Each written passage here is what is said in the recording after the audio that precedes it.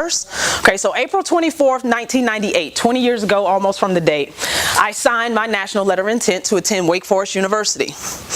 And I didn't know at the time what kind of impact that would ultimately have on the woman I am today. So I'm here to share that part with you too.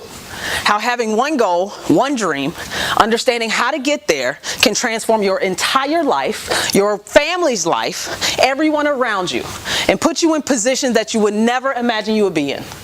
So this is my mission, is to try to give this back to young people with dreams, to try to educate parents as well, to try to educate parents on the process, on the system.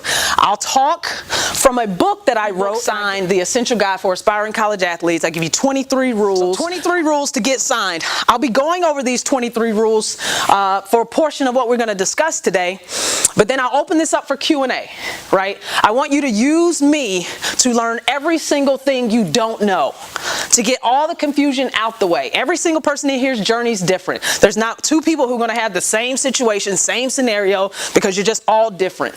I've recruited and signed over 100 athletes. I've recruited probably thousands of athletes, and a lot of them tell me no. So I've been through these processes that you're going through often. It's wash, rinse, repeat. I know it more than I know anything else in my life. I've done nothing else in my life. For 30 years, I've been on a basketball team, part of doing this. So use me in this moment to learn every single thing you want to know. Document, take notes. 20% of you will listen to what I say and you'll take something away from it, and it'll change and transform the way you operate. And the rest of you will be lazy and casual and act like, oh, you know, too cool for school, and you won't get anything out of it.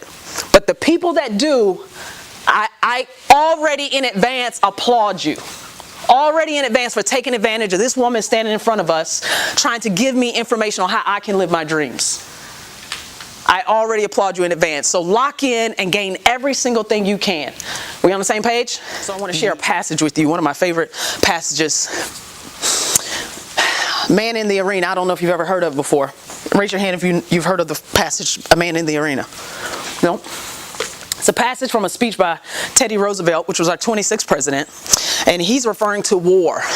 But a lot of athletes over the course of history have used it, and people in general have used it to kind of define what they're going through. It is not the critic who counts. It is not the man who points out how the strong man stumbles, or where the doer of deeds could have done them better. No, the credit belongs to the man who is actually in the arena, whose face is marred with dust, sweat, and blood, who strives valiantly but falls short again and again. Because there is no effort without failure and shortcoming, but who does actually strive to do the deeds, who spends himself in a worthy cause, who knows the great devotions and the great enthusiasms, who knows the feeling of high achievement, and at worst, if he fails while daring greatly, so that his place shall never be with those cold and timid souls that neither know victory nor defeat.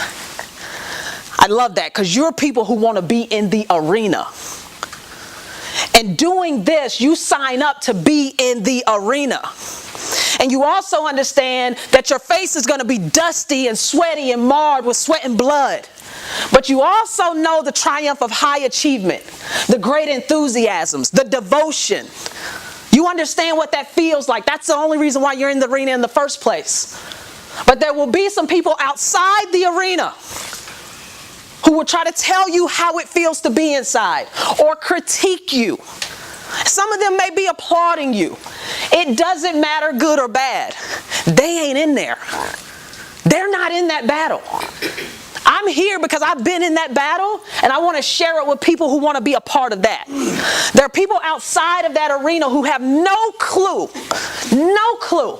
what you're going to invest, how you're going to feel going through your journey to try to get signed and become a full scholarship athlete and live your dreams. They got no clue. They have no clue. But you will listen to them. They will impact your journey, the way you think, the way you feel, and then ultimately your actions. And then some of you will achieve your dreams and goals. Some of you will not, because you listen to the voices on the outside. The man in the arena. If you're a LeBron James fan, he writes the man in the arena in quotes on his shoes before every game, to remind himself that they ain't in here with me. Y'all can talk all you want on the outside. You're on the outside for a reason. Understand that when you sign up for this, And this is the really crazy thing. I'm going to share a lot. This is a really crazy thing about being an athlete. So in our country, in America, we decided to put athletes and entertainers on pedestals.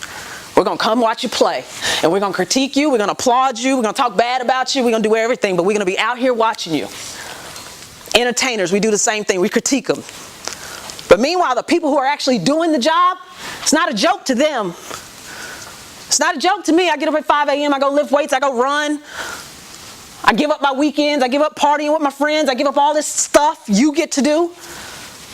These coaches sitting here watching you play, they'd like to be with their families this weekend. They give up their lives. I've given up 18 Thanksgivings. No family. I give all of that up to come do this stuff. So they can't critique what I'm doing. They can't critique what you're doing. I want you to understand that. Part of this is a solo journey, an internal battle to say, I'm going to do that. I want some of that. I want to see what it feels like to wear a college uniform or play long as I can. I want to see what it feels like to be sitting there and I get signed and my mom and my dad are to my left and right. My coaches are there. My teammates are cheering for me. I want to know what that feels like. Travel and fly places to play basketball. Get my education paid for. That's the other thing that we've done in the United States. We put a high premium on education. People pay tons of money to go and spend the rest of their life paying it off.